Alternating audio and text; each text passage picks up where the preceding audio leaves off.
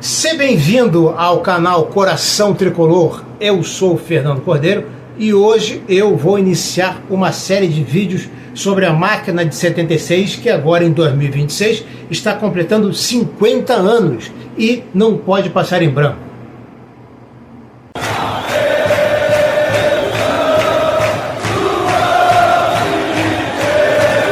Meus amigos, é exatamente isso que vocês ouviram. A máquina de 76, a mais famosa, a mais possante, a que passava o rodo geral. Agora, neste ano 2026, a máquina do Dr. Francisco Horta está completando 50 aninhos de idade.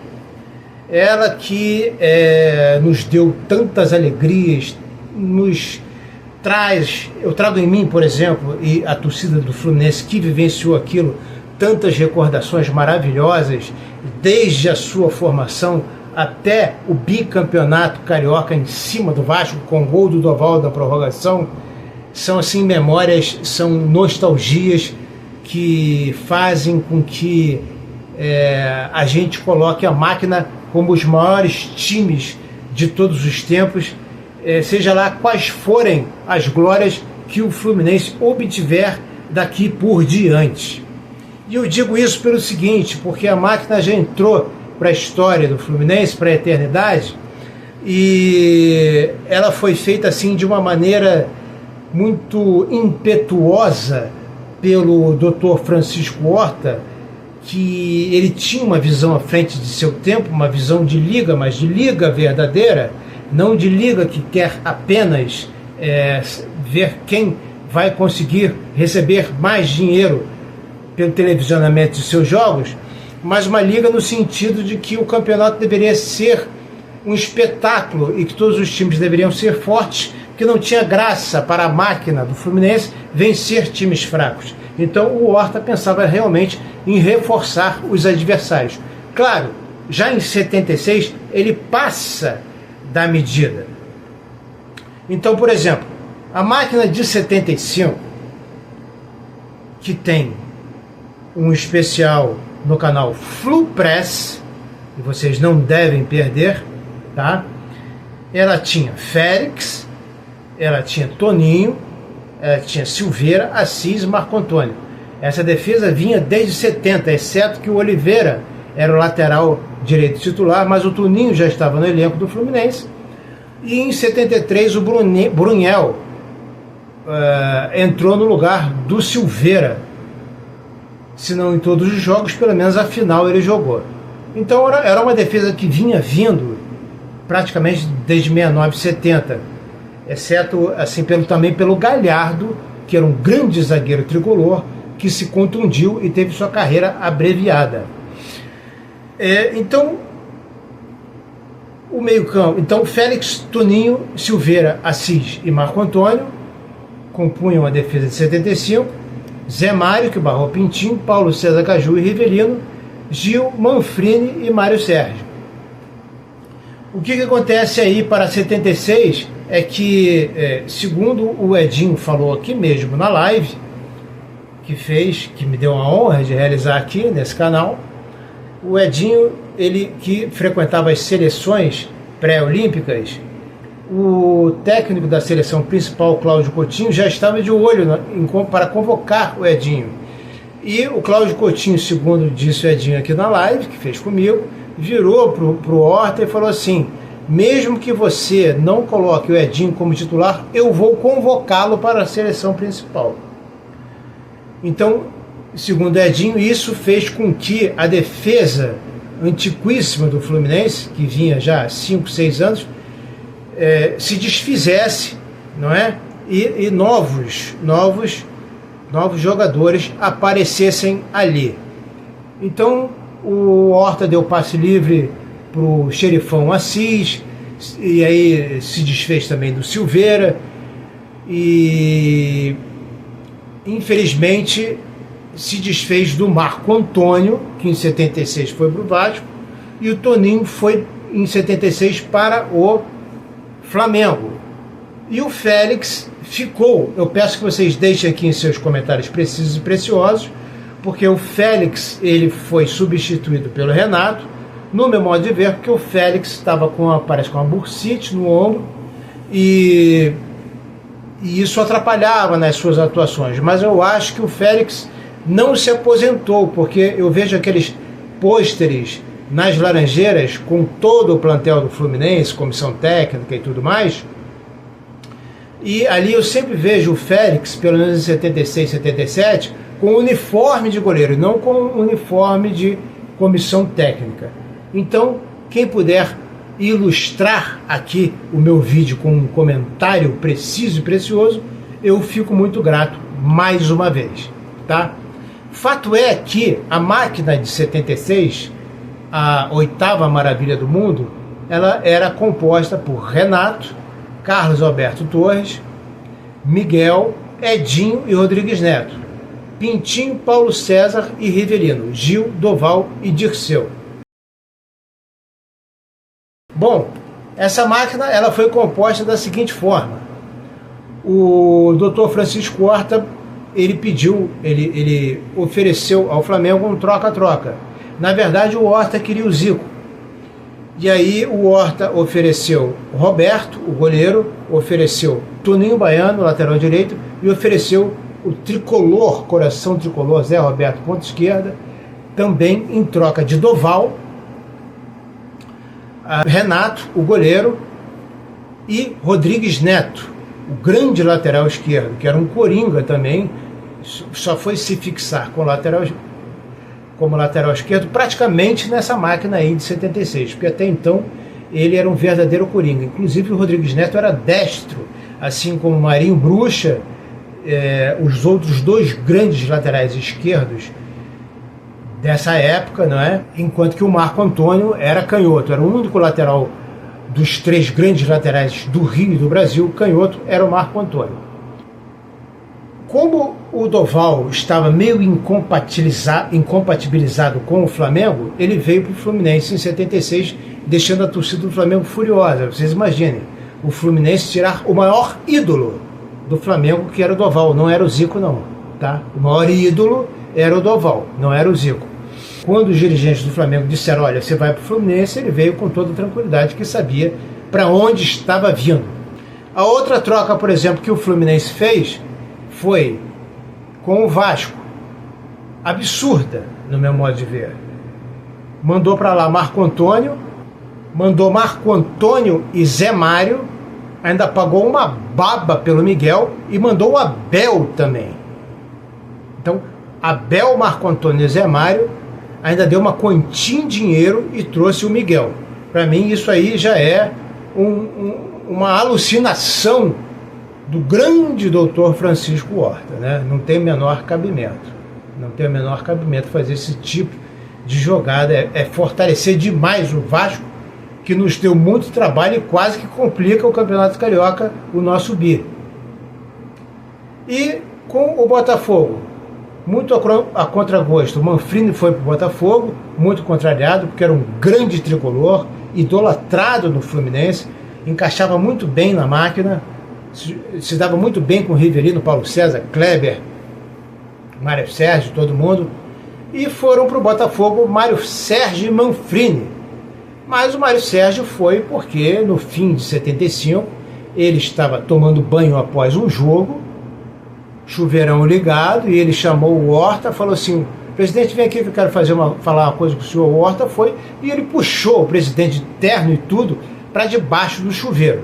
Depois dessa, não tinha mais clima para o Mário Sérgio, uma figuraça Mário Sérgio, né? Aprontou de todas e infelizmente foi morrer como repórter, cobrindo aquele jogo da Chapecoense, caiu ali naquele avião, morreu. Depois de aprontar tudo aqui na terra, morreu num desastre daquele que ele não queria ir. Bom, mas o Mário Sérgio, depois dessa, não tinha mais condições de continuar no Fluminense, foi para o Botafogo junto com o Manfrini. E assim a máquina de 76 foi composta. Eu digo uma coisa para vocês, que eu faria uma máquina só, tá? Eu traria o Leão, minha opinião, coloquem aí a opinião de vocês. Se o Fluminense tirou o Manfrini em 73 do Palmeiras, tirou o Rivelino do Corinthians e tirou o Doval do Flamengo, o Fluminense podia ter trazido o Leão. Apesar do o Renato ser um excelente goleiro, o Leão era bem mais jovem e tinha muito mais futuro pela frente. Traria o Leão, não haveria necessidade de trazer Carlos Alberto Torres, que Carlos Alberto Torres, apesar de ter sido o maior lateral direito de todos os tempos, prata da casa do Fluminense, que saiu do Fluminense e foi para o Santos, nessa volta o Carlos Alberto Torres não era mais o mesmo. Tanto é que muitas vezes ele não avançava, não jogava na lateral. Quem jogava ali na lateral direita era o Rubens Galax e o Carlos Alberto ia para o miolo da zaga, jogar de zagueiro central, como podemos ver no jogo da invasão corintiana da chuva, em que isso acontece. Então, para mim, não haveria necessidade de trazer o Carlos Alberto Torres. Tá? A zaga poderia ser Abel e Edinho, duas pratas da casa, e a lateral esquerda, Marco Antônio. Apesar de craque, para que trazer o Rodrigues Neto, se o Marco Antônio era um grande tricolor? Então, o meio-campo, Pintinho deveria retornar e ganhar a vaga do Mário Sérgio, sim, do Zé Mário, sim, apesar do Zé Mário ser um tricolor também de carteirinha. E aí ficaria o meio-campo Pintinho, Paulo César e Rivelino, ataque Gil, Doval. Eu traria o Doval, sim, porque o Fluminense, a diferença de número de gols que o Fluminense faz com o Doval é muito superior ao que faz com o Manfrini no comando do ataque, porque o Manfrini era meia esquerda avançado, e aí essa posição foi trocada com o Rivelino, e na ponta esquerda o Manfrini, fechando ali no meio campo, fazendo um falso ponta, tabelando à vontade ali, participando ali do meio campo, ali num quadrado mágico. Na verdade, Pintinho, Paulo César, Rivelino e Manfrini, tabelando ali, na frente Gil e Doval. Ainda teve essa compensação. Dirceu do Botafogo, não, Manfrini e Mário Sérgio foram para o Botafogo, Manfrini e Mário Sérgio foram para o Botafogo e Dirceu veio do Botafogo para o Fluminense. Foi o troca-troca com o Botafogo. Então, no meu modo de ver, poderia ficar Leão, Toninho, Abel, Edinho e Marco Antônio. Pintinho, Paulo César e Rivelino, Gil, Doval e Manfrini. Coloquem seus comentários precisos e preciosos o que é que vocês acham dessa minha máquina, tá? Eu vou colocar para vocês aqui alguns números, comparando a máquina de 76, que mesmo sendo como foi, né, com Renato, Carlos Alberto, Miguel, Edinho, Rodrigues Neto, Pintinho, Paulo César, Rivelino, Gil, Doval e Dirceu, foi um dos maiores times que já existiu no Brasil. Vamos supor, Dirceu teve alguns problemas de desentendimento com o técnico naquela derrota nos pênaltis, depois daquele 1-1 no jogo da chuva contra o Corinthians, porque o treinador, se eu não me engano era o Mário Travaglini, achou que o Dirceu pipocou, tá? Então eu acho que o Manfrini no lugar do Dirceu, o Manfrini um touro, né? E sempre lembro isso, o técnico do Corinthians era o Duque, técnico da chuva de 73 do Fluminense, que dirigiu o Manfrini naqueles 4-2 sobre o Flamengo, onde o Manfrini se tornou um artilheiro da chuva. O Manfrini atrapalharia bem os planos do Duque, porque o Fluminense poderia ter ali um ataque formado por Gil, Doval e Manfrini, três homens de frente, de força, para encarar aquela defesa naquele waterpolo, com Zé Maria e Moisés e Geraldão, entendeu? Então o Dirceu era muito frágil para aquilo, e o Manfrini cairia bem melhor ali.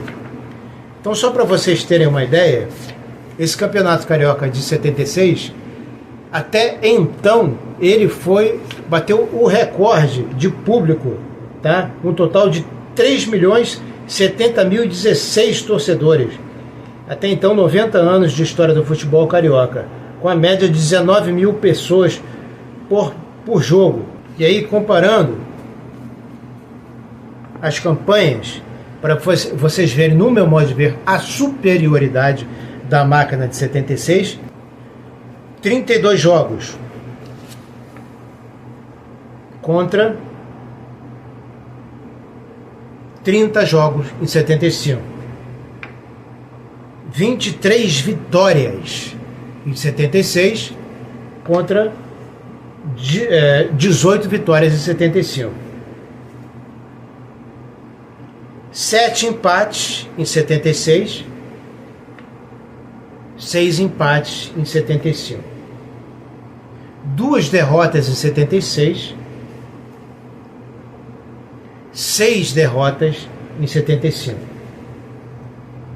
74 gols pró em 76, 53 gols pró em 75. 26 gols contra em 76, 22 gols contra em 75. Menos. Tomou menos gols, mas jogou menos também. Saldo de gols, 48 gols, o saldo de gols da máquina de 76, e o saldo de gols da máquina de 75, 31 gols. Artilheiro em 75, Manfrini com 16 gols, Gil e Rivelino com 11, só para falar dos principais, sendo que o Manfrini não foi o artilheiro do Campeonato Carioca de 76, de 75. E em 76, artilheiros Doval com 20 gols, Gil com 19, Rivelino com 11. Sendo que o Doval foi o artilheiro do certame com 20 gols, superando a própria marca dele de 16 gols em 72, quando ele foi artilheiro pelo Flamengo. Então, para vocês terem uma noção do nível desse time do Fluminense. Eu vou fazer vídeos curtos sobre a máquina, tentar fazer aqui uma série de vídeos homenageando os 50 anos da máquina de 76. Então, eu dei aí a origem, mostrei a diferença em números da máquina de 76 para a máquina de 75. Dei aqui para vocês o que, na minha opinião, seria uma máquina equilibrada, tanto em 75 e 76, daria cabo de duas máquinas, como diria o Manfrini. O senhor vai me mandar para o Botafogo, a gente tinha time aí para 8 anos, iria impedir toda aquela coisa de colocar o Flamengo aí, aquele monstro que surgiu em 78, como eu já disse aí em outros vídeos. Então eu já fiz alguns vídeos sobre a máquina, grandes, com meia hora de duração, tá? Então eu pretendo reduzir esse vídeo aqui o máximo possível, e vou deixar para vocês agora aí Fluminense 9, Goitacás 0, que é um exemplo de um tempo em que os jogadores comiam a bola, sabiam jogar a bola, já existia treinador, Mário Travaglini, inclusive foi treinador da seleção brasileira, e a diferença é a seguinte: os jogadores dentro de campo, futebol é jogo de xadrez. Assim como o peão tem um movimento, o cavalo tem outro, a rainha tem outro, o lateral direito tem um movimento, o centroavante tem outro e o meia esquerda tem outro. Mas, dentro de campo, com a bola rolando, por mais que tenha havido preleção do Travaglini antes, com a bola rolando, os jogadores é que tinham que se virar, e eles sabiam que suas posições poderiam fazer. E isso era sensacional, ainda por cima, porque o treinador na época ficava sentado no banco de reservas, e o banco de reservas, se ele quisesse se levantar, ele não enxergava nada, por exemplo, no Maracanã, se ele ficasse sentado no banco. Ele tinha que ficar de pé, encostado assim no gramado. Aí ele via o jogo, aí ele gritava para os jogadores, dali mesmo, não podia sair para a beira do gramado. Por causa dessas saídas, os treinadores criaram as áreas técnicas, e que o técnico podia ir, e aí depois criaram as áreas técnicas onde o técnico pode ficar em pé ali o tempo inteiro, comandando o jogo, um verdadeiro jogo de xadrez, muito mais tático do que era em 76. Mas vocês vão ver nesses 9-0 como o jogo jogado com craques, apesar de ser um time como o Goitacás estreando no campeonato estadual, que deixa de ser o campeonato da cidade para ser o campeonato do estado pela primeira vez, por causa da fusão ocorrida em 74, e aí forma-se a Federação do Estado do Rio de Janeiro, com o Otávio Pinto Guimarães no comando. Então o Goytacás, apesar de assustado, o Fluminense não tomou conhecimento. Como dizem, respeitou o Goytacás, dando tudo de si e atropelando o Goytacás com jogadas sensacionais, jogadas de almanaque e que vocês vão ver agora. Aqui temos o Doval, um centroavante ágil, que caía pelas pontas, de verdade, como não se faz mais hoje em dia, porque isto aqui é linha de fundo. Ele acabou de superar, provavelmente uma tabela com o Carlos Alberto Torres, ou num drible individual, o adversário do Goytacás, e chegou à linha de fundo. E um cruzamento de linha de fundo vai sempre dar problema para o adversário. E vejam bem que depois eu vou diferenciar o cruzamento da linha de fundo, instinto do futebol, eu vou diferenciá-lo do chuveirinho ou do simples jogar a bola na área. Com a nossa fatídica jogada do famoso 4-3-3, com 2 pontas abertos, mas que realmente aberto. Ponta aberto é isso aqui, é aquele que vai à linha de fundo. E vejam qual é o resultado disso. Doval. Vamos lá, Doval. Cruza, o zagueiro tira, só que time grande dá sorte. Cai nos pés do Rivelino, mata no peito, pega de primeira, de esquerda, desvia no zagueiro e 1-0 para o Fluminense. Aí agora, ó, Rodrigues Neto, outra jogada de linha de fundo. Prestaram atenção? Linha de fundo. Veio que veio, na velocidade. Na velocidade, não tem essa de parar a bola não. Cruzou. Linha de fundo é fatídico. O que vai acontecer? O goleiro sai vendido. Você vê que os zagueiros ficam numa situação todos tortos. E o zagueiro, e o que é que acontece com o goleiro? Ele não vai alcançar a bola e o Doval só vai cumprimentar para o fundo das redes. Olha lá, o goleiro não alcança, Doval dá um pulinho e cumprimenta. Agora, esta jogada aqui temos o Miguel e o Edinho, a dupla de zaga titular da máquina de 76. Então já não é uma jogada que o Rivelino costumava fazer, mas nesse dia quem fez foi o Edinho, né? E isso já é mais difícil de ver hoje em dia. Ainda mais assim, uma porrada que o Edinho dá, que é um lançamento de 40 metros para o Búfalo Gil, que fazia 100 metros rasos em 11 segundos. Ninguém parava o Búfalo Gil por sua rapidez e sua habilidade, sua classe, sua técnica, sua categoria. Assistam. Lançamento. Búfalo Gil vai-se embora. O outro jogador do Fluminense fica parado para não dar impedimento. Lançamento. Gil domina, ninguém ganha dele. E manda para o saco. 3-0 Flusão. Aí, Gil, vejam bem. Búfalo Gil pega a bola e entra. Certo? Em vez de ir para a linha de fundo, ele vem na diagonal, como os pontas fazem hoje em dia, ou os falsos pontas. O Búfalo Gil fazia muito bem isso. Ou então tinha a jogada do facão.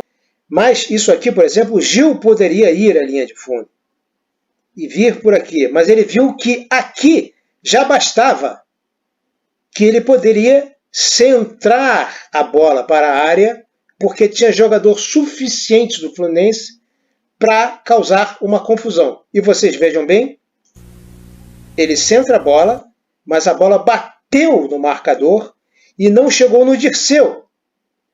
O zagueiro interceptou, né? Mas agora, vejam a fome, a garra do Doval e do Dirceu. Não tem bola perdida. Não é jogador correndo para não chegar na bola, como nós vemos hoje no Fluminense. Os caras corriam para chegar na bola. E o resultado é isso aí, ó. O cara se enrola todo, não sabe o que faz, o Dirceu vai, o Doval também, dá só um totozinho, Dirceuzinho, bola no fundo das redes. Acho que já está 4-0, né? Bom, agora classe a categoria do Paulo César Caju, tirando onda, jogando com a camisa 4, deixando o Rivelino aqui a ver navios para bater falta nesse time, né? Só o Paulo César Caju tinha moral. O Rivelino tomou a distância para dar-lhe aquela porrada, mas o Caju com a 4 de onda bate numa altura difícil de bater também. Isso é uma coisa que também não vamos exigir hoje em dia. Olha como é que o Paulo César Caju, grande tricolor de coração, não é?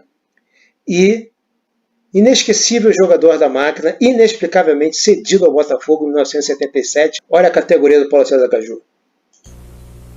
Olha como é que ele bota. Ele coloca essa falta, mas não coloca no ângulo não, coloca ali, ó, no lugar onde a bola vai quicar e matar o goleiro. Olha só, não é? O pensamento do Caju. Agora alguém aí lançou a bola pro Búfalo Gil e danou-se, né? Entra tudo, dá essa porrada, não é um peteleco, não é frango do goleiro, é porque o chute é tão forte que a bola passa debaixo do goleiro. O único jogador que era funcionário do clube em toda a história do Fluminense, Búfalo Gil. Agora vejam bem, esta tabela de Kleber, que está aqui, com Doval. Vocês veem aqui que o lateral direito está aqui, não é? Esse aqui eu acho que é o Pintinho e esse aqui o Dirceu. Não é? Tipo, se o Doval, o Fluminense hoje em dia, o Doval estaria aqui sozinho. Sozinho. Com esses dois jogadores do Goitacás. O Doval olha e pensa, não, é outro tempo. É o tempo da tabela, que não se faz mais hoje em dia. Bom, vou tabelar com quem? Com o Carlos Alberto Torres ou com o Kleber? Ah, vou tabelar com o Kleber. Tudo craque. Aí vamos lá. Kleber, Doval. Vocês vejam bem agora que o Doval vai tentar continuar a tabela. Vocês vejam só que é um toque, 2. E ó, Doval era destro, tá aqui matando com a esquerda. Aí vai, tenta a tabela com o Kleber, a bola bate nesse zagueiro, volta para o Doval. Coisa que acontecia com o Pelé. Pelé era o zero vezeiro em fazer esse tipo de tabela com o zagueiro. E aí volta para o Doval e não tem o que conversar, mimimi, nem mais. Manda de 3 dedos, saco. Ó, tenta a tabela com o Kleber, a bola bate no zagueiro, esse número 3 estava com azar do cacete, volta para ele. Agora vejam bem, né? Querer sair jogando é o que dá. Sair jogando com a bola sem saber. Não é verdade? A bola cai nos pés de alguém na máquina. Cai nos pés do Kleber, que passa para o Doval. Saco. Kleber, Doval, pega de primeira, com a esquerda. Ele era destro, mas onde caiu, chutou. Agora prestem atenção. Outra coisa também que não se faz mais hoje em dia. Tabela no meio dos outros. Vejam bem. Olha que está cheio de jogadores do Fluminense. O Fluminense jogando no abafa. Mas a tabela vai ser entre Búfalo Gil, que está com a bola, e Paulo César Caju, número 4. No meio de, inicialmente, 3 jogadores do Goitacás. Vocês vão ver que os outros jogadores do Fluminense saem de cena porque confiam. É hora de sair de cena, para não dar confusão. Essa é uma jogada muito difícil de se fazer hoje em dia. Entrar pelo meio. E aí o Gil passa para o Caju. O Caju devolve para o Gil. Guardou. Repete.